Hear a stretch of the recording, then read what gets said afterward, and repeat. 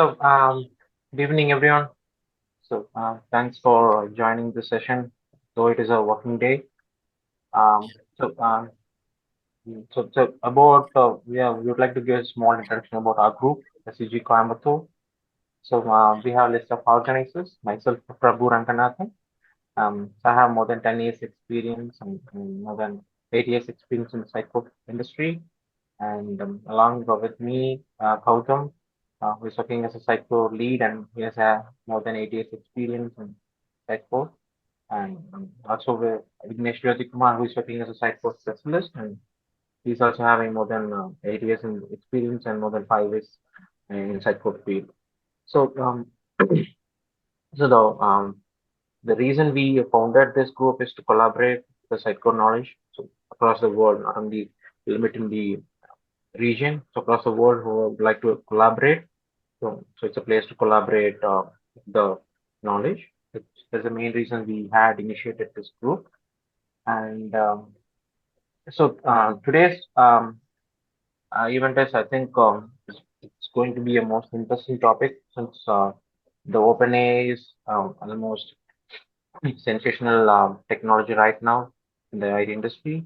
And so I think this topic is going to be an interesting one for today.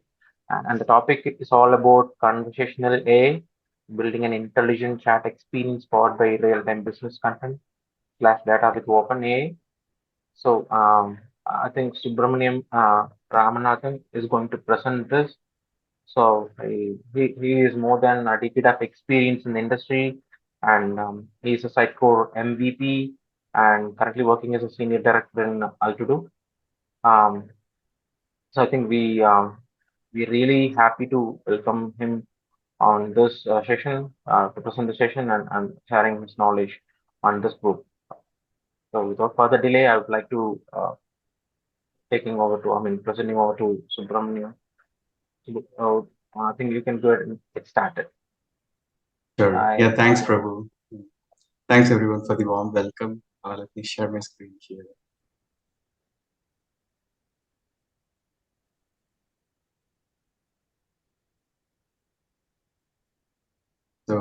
So yeah, it says host disable participant sharing. Vignesh, can you make him co-host?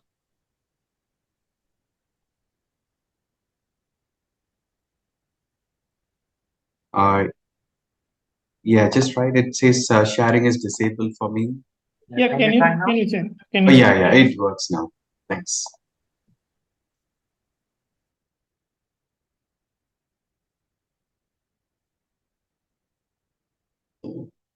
So yeah, thanks everyone for joining this call and thanks for the warm welcome. So today we'll be covering how to build a chat experience with OpenAI. And I'm Subbu. I'm working as a senior director of technology at Altitude. I lead the Sitecore COE within Altitude, and I'm a psychotechnology MVP. And I do follow design thinking principles and work that I do. And so here you can see my blogs and modules. I love creating modules for Sitecore, and I've created the Teams app and Teams app for Sitecore, and also a couple of Chrome extensions as well. You could take a look at it. And if you have any questions around site code, performance, or anything like that, feel free to reach out to me over LinkedIn or Twitter. So today we'll be covering the AI-driven chatbots, how AI-driven chatbots are changing the experience that the people are having with websites. So it's completely redefining the conversational search and all of the search experience that we see over the website. It's kind of like changing nowadays. So we'll see like how it is kind of changing and what it is going to do. And I'll start with the introduction to the OpenAI, Azure OpenAI, how it's different, and how you could build a chat experience. And so I'll be covering three approaches, one with Sitecore Search and the other with Azure OpenAI and the other with OpenAI itself. So recently, a couple of days back, there was a Dev Day conference from the OpenAI, and they have announced new features, like which is really exciting. So I'll be covering those ones as well. And I'll be doing a quick demo of those two approaches, and we'll go from there. So the AI-driven chatbots and the conversational search, they are redefining the search experience nowadays. Like so, previously we used to like kind of search based on keywords, like even in Bing or in Google, right? Like so, but nowadays, like Bing has introduced that chat experience, and even the Google has introduced it. It's in the beta mode now. Like you could just go and enable that. So how it helps is like it helps us to give a quality response or quality output. So in the sense that so if you're looking for a specific keyword, right? So if you want to like search for something like LLM, then you would in the old-fashioned search, like you would just like get the response for like what is LLM, like those type of things, and you have to see like what result works better for you, and you have to go through those like two or three documents to understand what it is. But nowadays, this experience is changing. So we have those chat experience with Google and Bing, right? So where like if you just go and type it, like it just summarizes like whatever is there, and it's a conversational thing as well. Like you could ask follow-up questions, just to make sure your understanding is correct, and it would give you all the responses. So in that way, like we are getting the quality responses, and this is getting carried over to the websites as well nowadays. And like if you go to like certain websites, like not all the websites, like certain websites, like they have shifted to conversational search, even Sitecore.com. You could see a Q&A kind of a thing like which is available out of the box. Um, and in certain websites, like we could even see the conversation into the details, and then could just show. And it could even say like you bought this specific product last month, and this is just an add-on for it, or this is something different from that. Like those type of things. It helps more with selling, right? And the user sentiment analysis, right? Like sometimes, like in a customer service, like if somebody is frustrated, that tone could be captured, and the chatbot can help with the right responses and all. And also the cost efficiency, like nowadays this OpenAI, so they're improving on the cost model nowadays. Like previously the chat GPT-4, like it used to cost about I think I forgot, but nowadays like they have reduced the price. Like it is just like 1 cent per request that you would make. Like it's $0.01, like which is very cheap, and it's with the turbo model, like the latest version. And if you're going with the previous models, like you could even achieve what you want in like a 0.00012, that type of sense. Like I mean, it's very cheap, and and it also helps us to gather business insights, right? Like so if you have a real person like sitting behind the chatbot or those search, like we have to like do a lot of analysis to understand what people are searching for and to gather business insights. But now this OpenAI can actually summarize like whatever like people are searching for, and then it could just like give you some kind of insight what you could do as a next step in your for your customer or in the industry.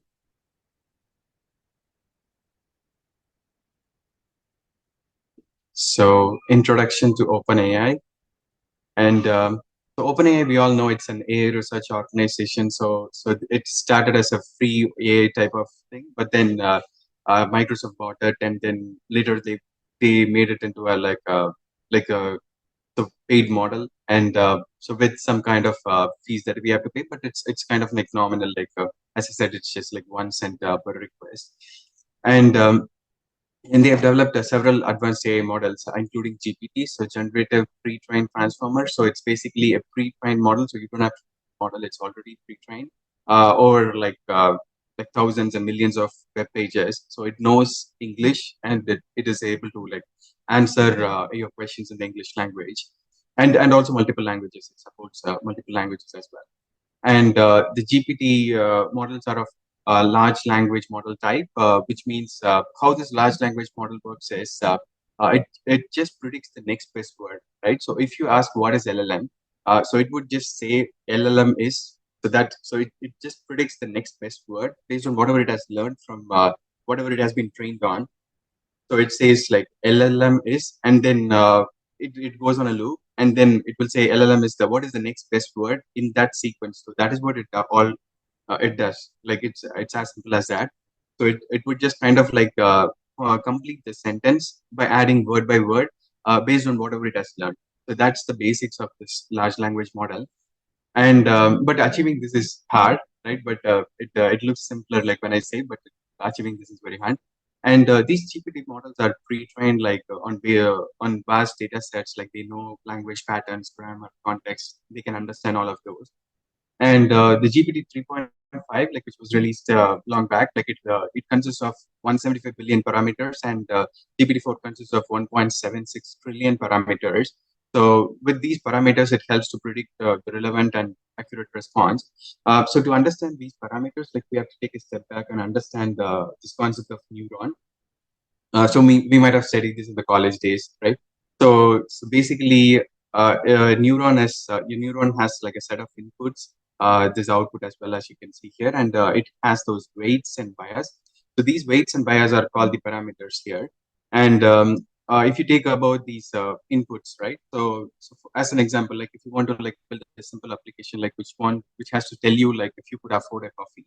Um, then these inputs will be something like, can I afford a coffee? A question. And then it would say like, we could give an input, like I have $4. And this would, another input like which we can give saying that the coffee is $5, right? So now we have to train this neuron to be able to like give us the right output, right? How we would train is like we would adjust these weights and biases so we have to get an answer of no here, because like I'm saying I have only $4 and the coffee costs $5, right? So it has to be trained in such a way that it provides an answer no, right? So we would adjust these weights and bias here, and we could then like change these inputs, saying that instead of like I have $4, like we can say I have $6. Then this has to give a answer of yes, right? So in an iterative manner, like we give like multiple inputs, and we kind of like train it by adjusting these weights and biases in such a way that it gives the response we want, irrespective of like what the input is, right? So it has to do that. So that's how a specific neuron or a node is trained, right? But this doesn't give us like a lot of useful information, right? Because it's just one neuron. The power comes when like multiple neurons combine together in these layers, right? Like so, we could have like one input layer and multiple hidden layers, and then the output layer, right? So when we do this type of like extensive neural network, then the power comes in, right? So here you could see that there are connection that is like those weight, bias, and all of added, right? So these are all called parameters, right? So you can imagine the parameters as these connectors, right? So they are saying they have like about 175 billion parameters. They haven't confirmed this, but this is what like the people understood from their messages, right? So 175 billion parameters, like which is huge, right? So due to this many number of parameters, like they are able to give us an accurate and relevant response to the question that we ask for. And the other power of this OpenAI is it doesn't work standalone, right? It also provides REST API support, so we could integrate our applications as well. So that makes it easier. And these OpenAI models can be fine tuned for specific tasks as well. So fine tuning is a concept like so right now, like it is trained on the data which it knows, right? Like whatever is available in the internet. But if you want it to behave it in a different way, right? Like so, if your customer wants to kind of like get a, like if your customer like follows a different type of pattern in their language, or so if they follow a different kind of structure, then you have to train the model little more, like with your fine-tuned data. So you could upload your custom data into this, and then it can be the model can be trained, and you can create a custom model basically by fine tuning process. So that's this. So that is also available. But one thing to note is the fine tuning process is expensive. Like I think it takes about like $5,000 just to host one custom model per month, right? So which is expensive. But there are other options to train. Like if you are optimizing your prompt, right? So like by adding more context and all, like so you might have tried it in the chat GPT. Like if you just ask a simple question, like it might give you a generic answer. But if you add more context, right? Like so can you give me a type when in your for example, like if you're asking it to summarize something, then it would give you a generic answer. But you could probably like say that I need this to be summarized for a presentation. Then it would give you a different response, like which is more connected to the slide model, and then you can ask it to like change the format as well, like give me a bullet points and all of these, right? So it can basically be uh, like whatever you want to achieve, like can be achieved with prompt engineering, like by improving the way you supply the prompt. And in case if it's not achievable, and if you want to like change drastically, so then you have to go with this fine tuning approach. But it's expensive. And ChatGPT is a specific implementation of the GTM models, GTP models that was created by OpenAI, right? So it's just because they cannot sell the GTP models directly to the market, like without showing how it works. Like so it's just an implementation of how the GPT models work, and they were able to gain traffic. And here are some OpenAI concepts. The prompts. So the prompt comprises of multiple things here, right? So it includes the instructions, like what you want to achieve, right? And then the context. So you could, as I said, like you could say, like I need this to be for a presentation or something like. And then the input data. So if you want it to summarize a specific article, then you could just like copy paste that article as a whole and then put it to the chat. So that becomes your input data. And the output indicator is so if you wanted to be listed as a table or bullet points or so those type of things, those are output indicators, like how you want it. Yeah.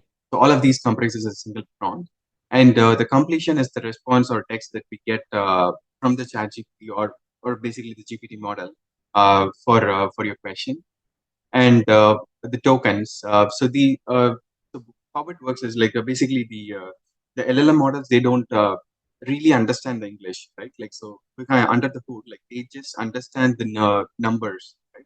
So all of these whatever you supply as a query, so they would get converted into embeddings. I'll show you how those works in the upcoming slides. So which is just the numeric numbers, right? So they have to do that. In order to do that, so what they do is like they kind of like group those words into chunks. Like they break down the words into chunks. If you take this word like chunk, like THU can be one token, NK can be another token, and S can be another token, right? So in that way, like they break down all the words into the tokens and they use it for their processing. And prompt engineering. So we discussed about the prompt engineering in the previous slide as well. So it helps us to create effective prompts by supplying all of these details, the context, about the user, like more information about the user, and some historical information as well, right? So that's how like it maintains the conversation. So we have to supply the historical information every time, like when we make the request. But this is changing in the newer models. But if you're using the older models, we have to supply the historical context as well. And the plugins. Plugins is something which was introduced by ChatGPT. So what they have done is, so right now the ChatGPT 3.5 was trained only up till September 2021, right? But the GPT-4, like it is currently trained up to April 2023 itself, right? But in your application, you might be needing the real-time data itself, right? So for example, like if you take Expedia, the Expedia should have the real-time data to be accessible by the ChatGPT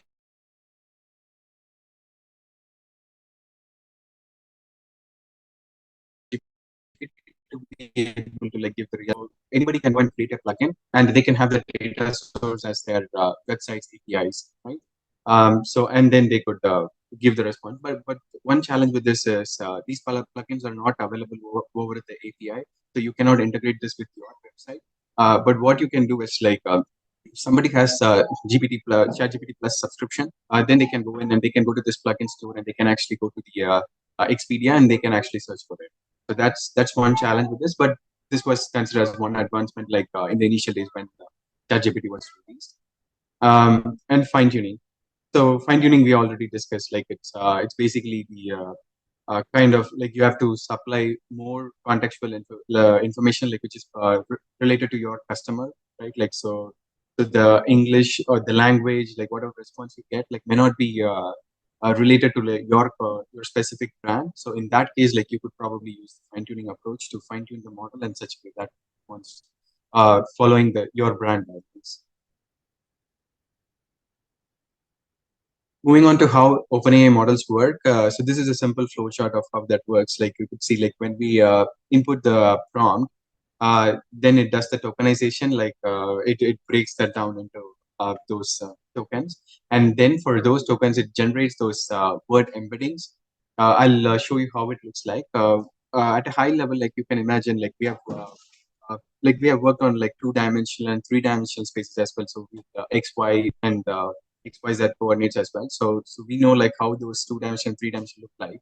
But that is not sufficient for these OpenAI models to understand the content of people of the words, right?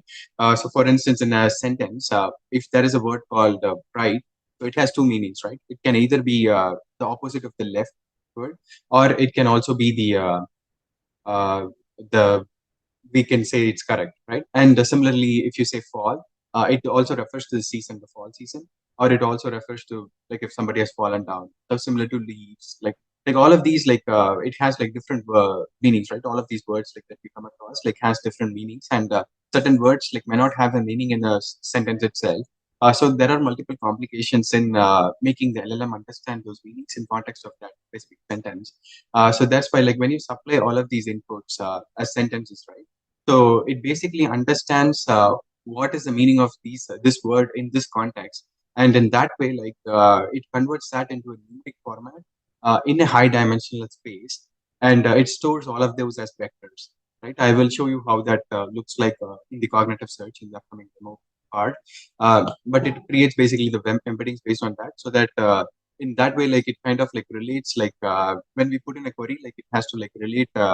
It has to convert the query into an embedding, and then it has to compare with those mathematical dimensions and see like what is more related, and it has to pick the document and respond back to us, right? So that's why like it uses this concept of word embeddings.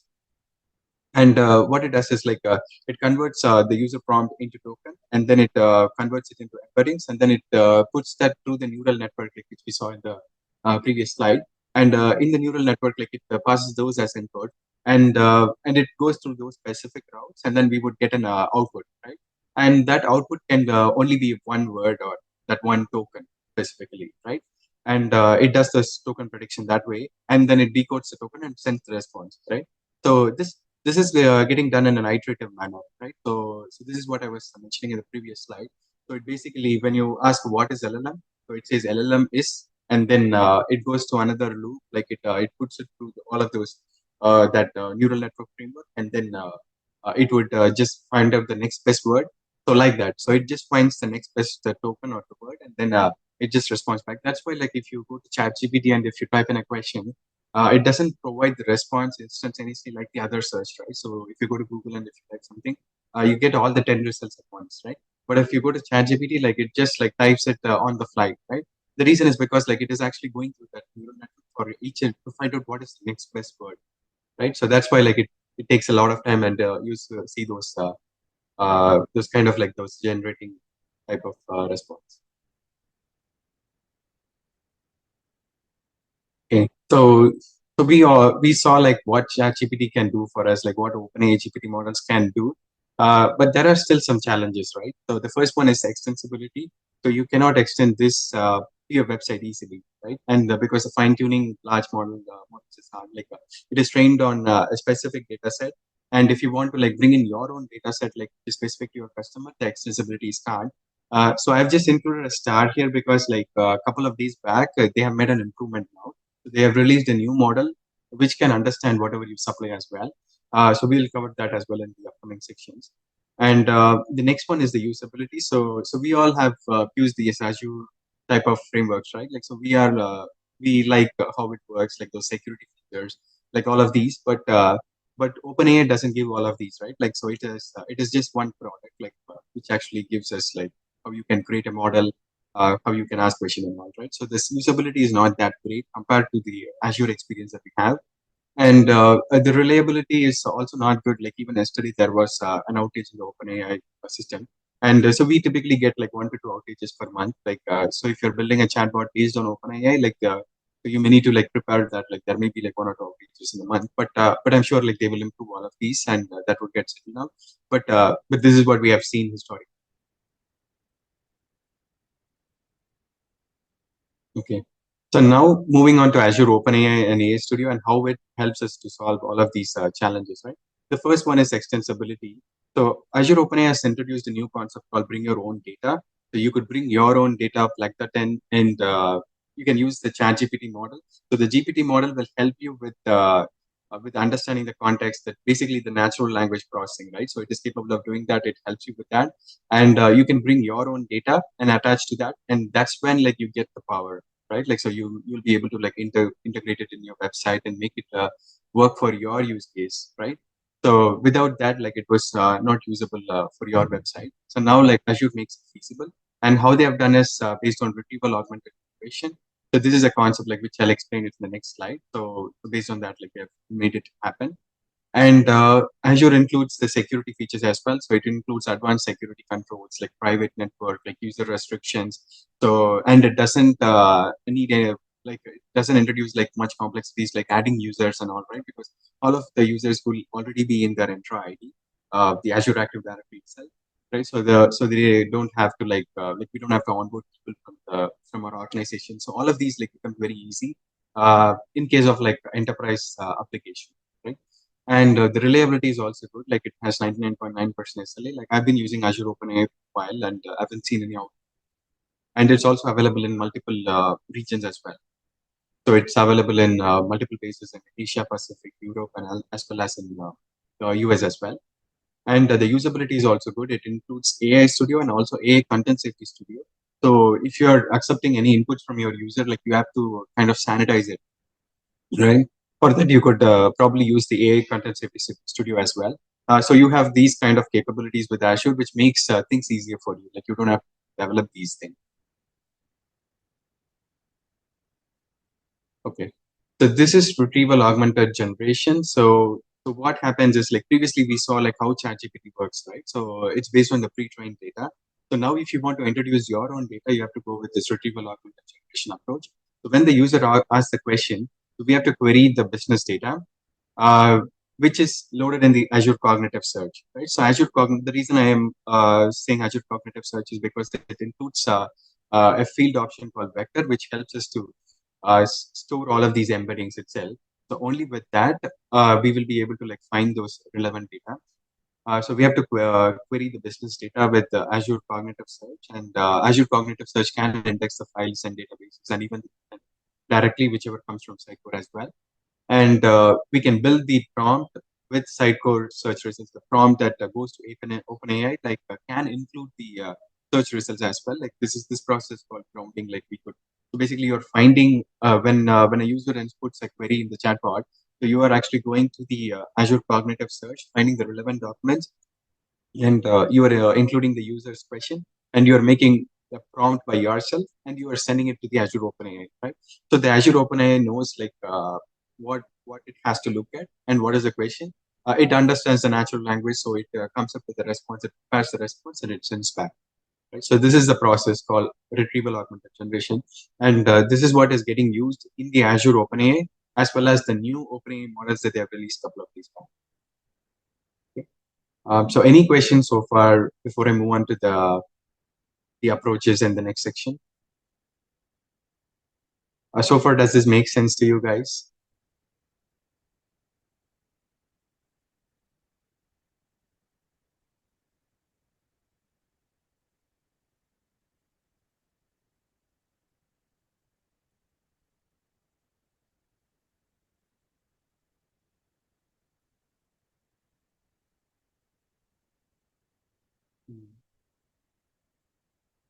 Sounds good.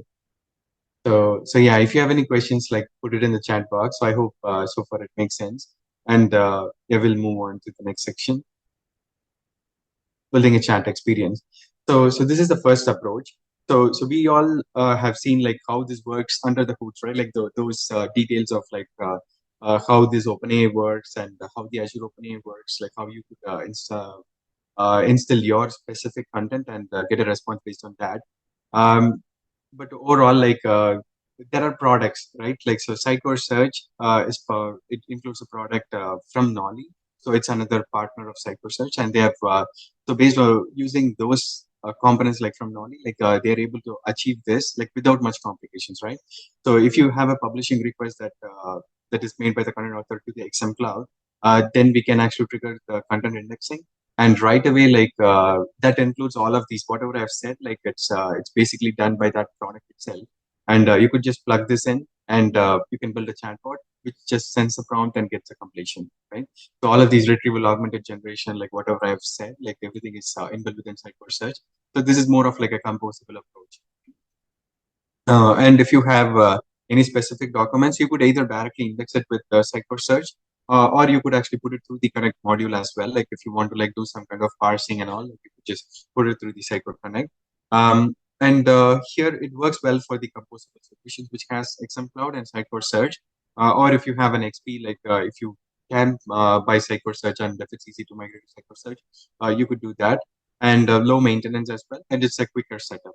So this approach works for those type of users. And the next approach is Azure OpenAI. Azure OpenAI. So if you're using a Sitecore XP module, which is powered by those Solar and other type of searches, like which doesn't include Sitecore search, so then which is the case with most of the implementation currently, right? So then you have to go with this Azure OpenAI approach, and here, whenever the content author sends a publishing request, we have to pick up those content which has to be indexed, and we have to take those. We have to generate embeddings, and for that we have to use the embedding model which is available in Azure OpenAI. I'll cover all of these in the demo of how this happens. Uh, so, but at a high level, like we have to just send the request and get those embeddings. And once the embedding is received, we have to prepare the content and we have to send it to the Azure Cognitive Search so that it get indexed there. And on the other hand, we can actually put in all of the documents into the blob storage. And sometimes, right, like so the Sitecore or media library, like if you have like heavy documents, like in most of the situations for your client project, like you might have already storing those in the Azure blob storage itself, right? So in that case, like I mean, you don't have to import anything, and those files will already be there, and you can just connect it with the Azure Cognitive Search and get that indexed as well. And all of these, like whatever you see in the box, like those ones are auto generated by the Azure itself. So the Azure system generates whatever you see inside this box, and you don't have to do any work. Like this chat web app itself is kind of like auto generated. And if you want to make any kind of like customization, any personalization or anything, like you can go and edit this chat web app. Okay, I'll show you all of these. And when the AI chatbot, when in the AI chatbot, if somebody is putting in a question, right? So that question reaches the chat web app, and then it goes to the cognitive search. And from the cognitive search, like it will find out like what is the closest matching documents based on those embeddings, right? Like basically the query is getting converted into the embeddings, and that embedding is matched with whatever documents we have in the cognitive search, and then the grounding is prepared. So the grounding means it includes the search results as well as the input question, and that would actually go into this Azure OpenAI, as you can see here, as a prompt. And this GPT-4 model can actually respond back to the completion, which will be sent to the chatbot, right? So, but all of these like are happening under the hoods. And if you want to like customize any of these, like you can just go and customize because you have access to these. But all of these are like auto-generated. And I've also created a module, a Sitecore PowerShell module. Like if you're using XP, like you can install the module, and that helps you to generate that embeddings, prepare those content, and then push it to the cognitive search as well. And this works better for composable solutions, like where we are using XM Cloud with maybe search tags without Sitecore search. In those type of cases, like we could use this. And if it's a monolith solution, like then you can use this XP you this my specific module and this Azure OpenAI type of approach.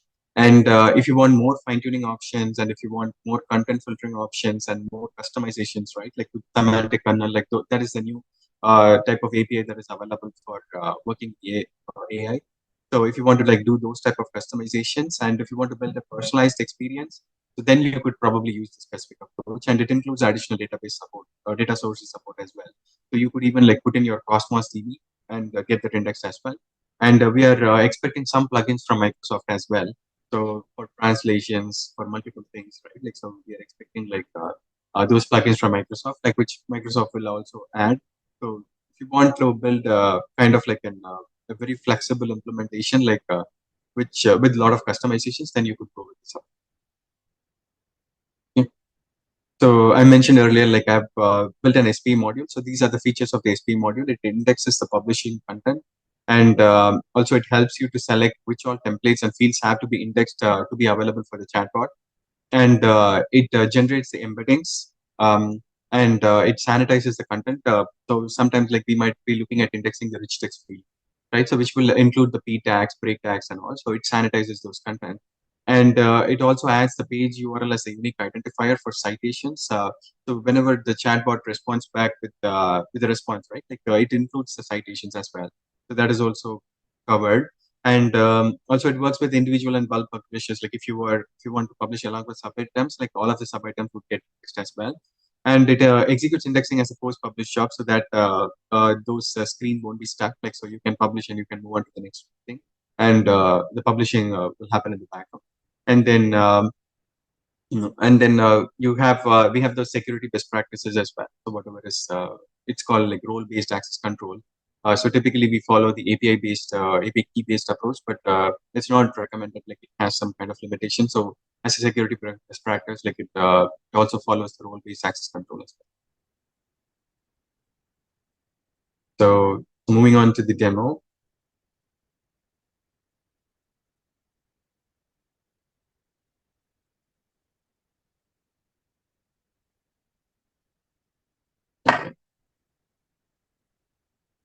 And I'll show you the module quickly.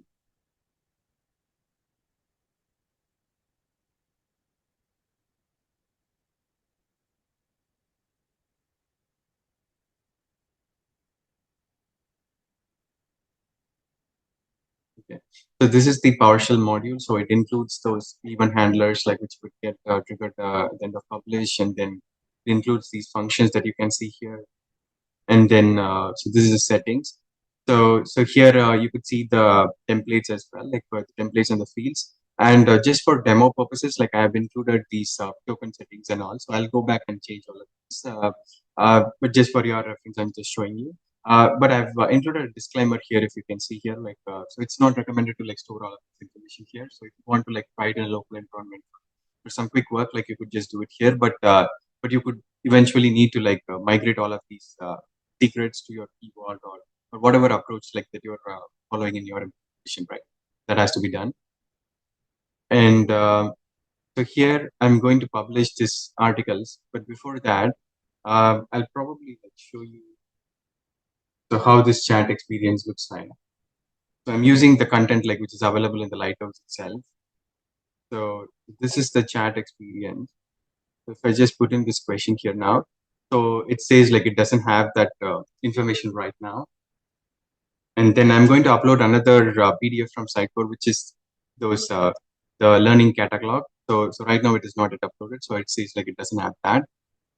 So right now I'm going to publish this specific item along with the sub items. Okay.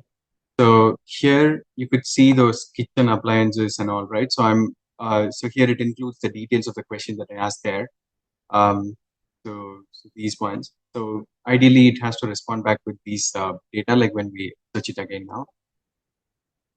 So if I just show you this cognitive search, like which I was explaining you in the slide. So here you could see that it has indexed the content, these file path, the URL, and all. Like this comes from that module that I showed you. And here it includes this content vector, right? So this is what I was referring to. Like we have worked with like two-dimensional, three-dimensional spaces like long back, but nowadays, like I mean, these ones have multi-dimensional spaces. Like I think this includes about like 100 or 200 plus dimensions. So that's how like it understands those relevance. And this is the blob that it has auto created for me. So I'm just going to add this learning catalog that you see here. And this is how the learning catalog looks like. It includes the learning plan, the modules, and all here.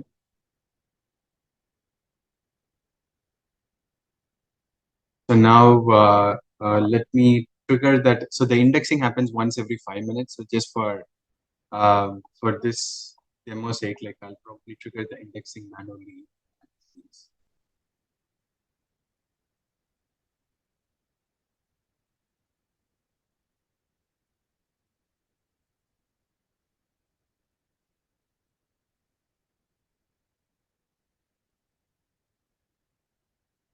Actually show this to you here itself.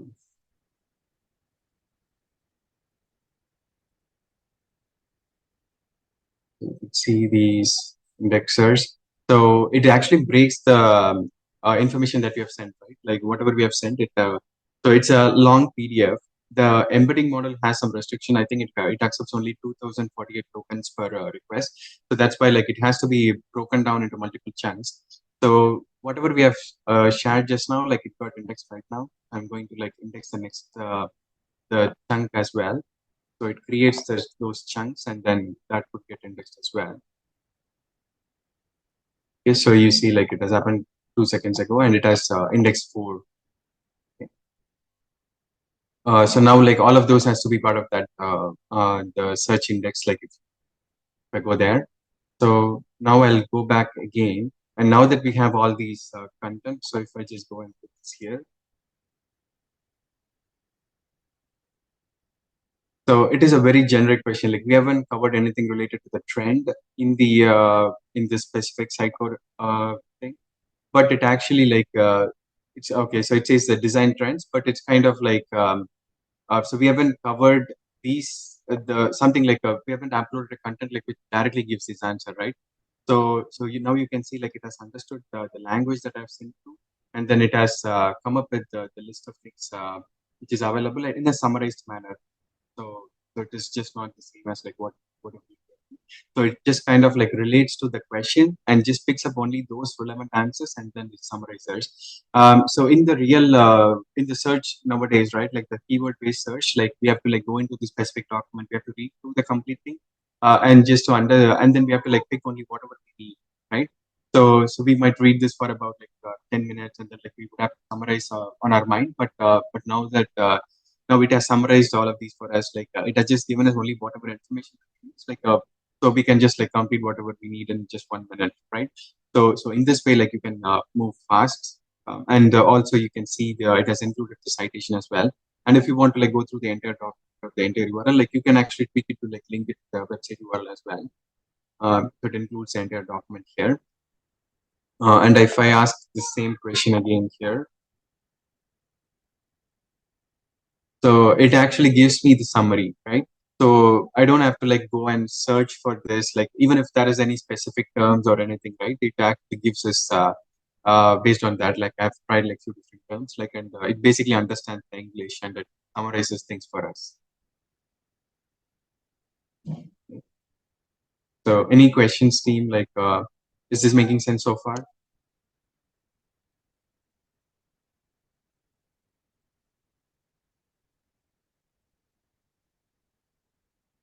Okay, sounds good.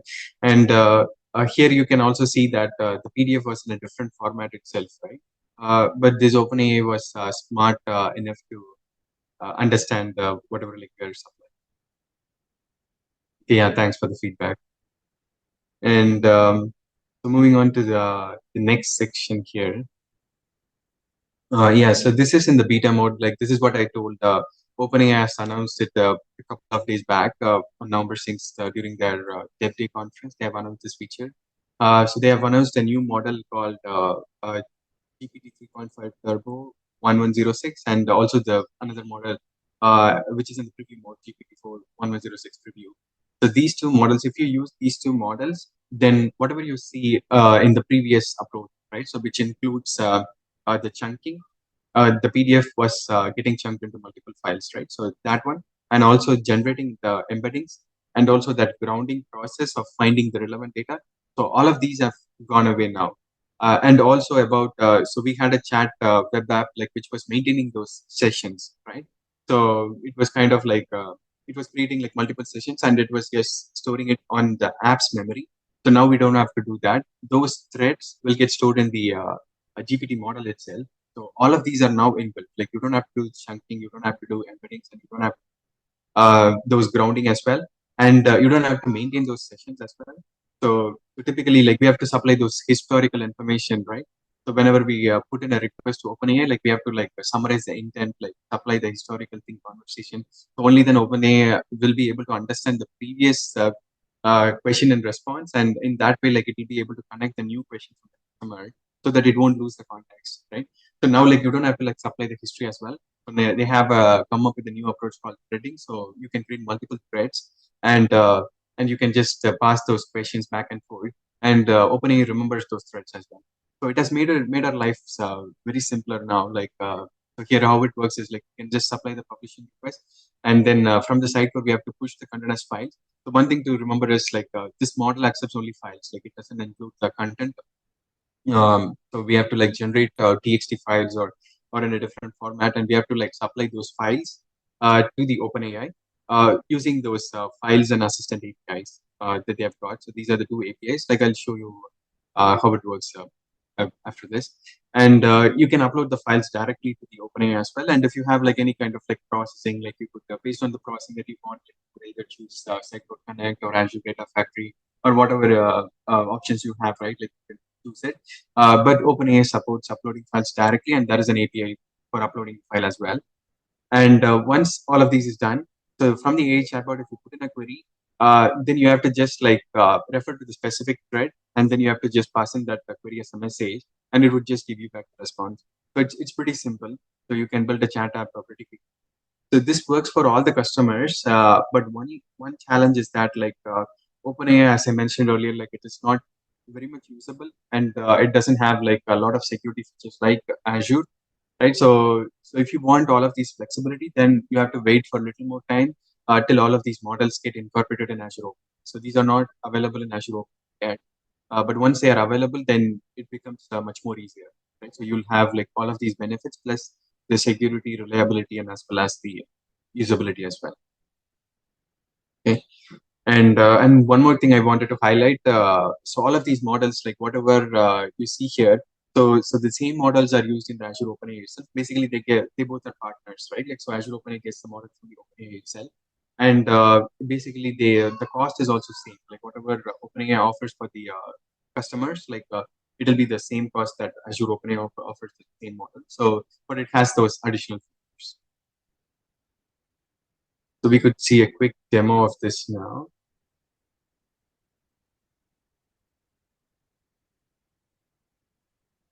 So yeah, this is how it looks like. So it includes if you go to platform.openai.com, and then you will see all of these options right away.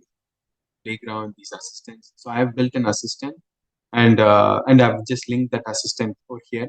And what I did was like I just gave a name, and I didn't give any instructions, but you are welcome to give any kind of instruction. Like you could say so you will be a customer service representative or something like that. So then it would frame up the response in that way, and then I've selected the model. So I don't have GPT plus subscription, but still I do have this option of free. But I just wanted to go with this 3.5 because the 3.5 is cheaper, right? So just for demo purposes, I think 3.5. And it's so you have to enable this retrieval option. So this is the feature as part of the assistant API, and you have to upload the document, right? So I've uploaded the same document which I uploaded there, and I've just posted a question. I've already run this. So here you can see what are the learning plans available in Sitecore, and it summarizes the same thing from.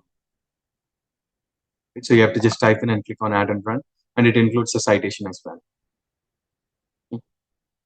And so this is a playground. So you have to build your own app, but building an app is easy, right? Like so you have to just like use those APIs, and here from the logs as well, like you can see like those API calls. So yeah, it's not very hard. Just build your own app with this AI, and then if I move on to the assistants, like you'll see this is the assistant died, and then I didn't fine tune anything. But if you want to create a custom model fine tuning, you can do that. These includes the API keys, and then the files I've uploaded. Here is where like you will upload the files, and that gets referenced here, and those use agent settings. So that's it at a high level.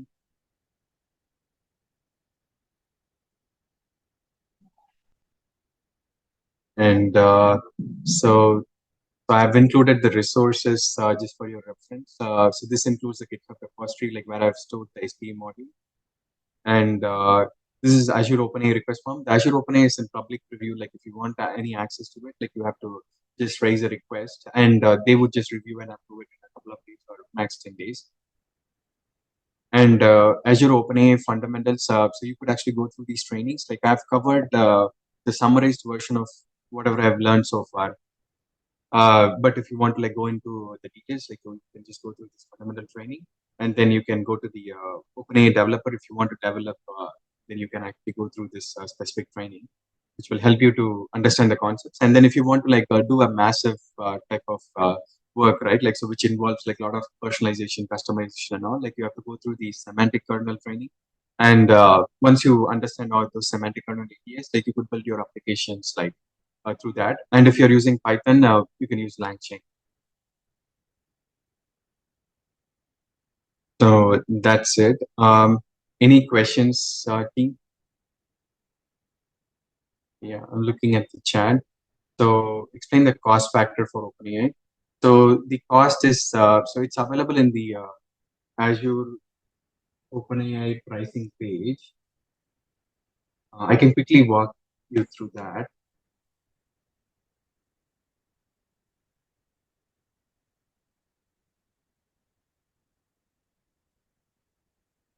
So yeah, so here you could see these different models that are available. And one thing to remember is not all the models are available in all the locations, right? So you have to see which is your closest location and find the best model like which works for your purpose, right? Here you can see the GPT 3.5 is it's pretty cheap, like it's just like the 0.0015, but it has those token limits and all, so you have to just look at that per request. And then if you're going with like the 16K model, then you'll be able to like send like more tokens in a single request, and you'll be able to like get a little higher price. Yeah, right? GPT-4 is little expensive, but they are bringing down this price. This has already been brought out for the OpenAI. It's just 1 cent. I hope Microsoft would reflect that sooner here. And the new model, the turbo model, which I was mentioning, like it includes 128K token, which is really powerful, right? Like, so I don't think like we would ever like go beyond that range for the use cases just for the websites, conversational search. Like, I don't think we will go beyond that limit. And yeah, these are like those different models that are available. And here you see the fine tuning, right? Here it shows that like so if you're using the GPT 3.5, the training cost is like $102 per hour. And if you want to train a model, like sometimes it might take an hour or two or even 4 hours, right? Like because you're basically building a custom model, and it might take about like $400 for the training. And then the hosting cost is $7 per hour, like very expensive. And on top of it, like when you make these requests, like you have to pay for it, right? So make sure you use the fine tuning only when it is very essential. And if you're not able to achieve with prompt engineering, those type of nitty-gritties and all, if you're not able to achieve that, then move on to the fine tuning. Yeah, so the image models, embedding models. So the embedding model is pretty cheap.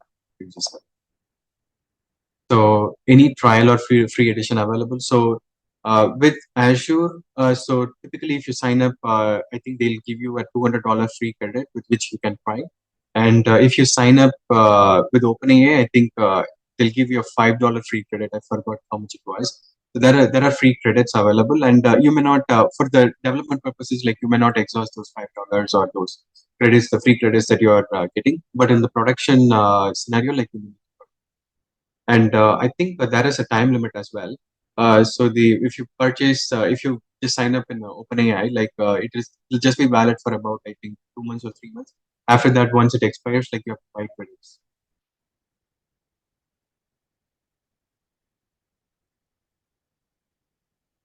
Okay. Sounds good. Yeah. Any other questions, team?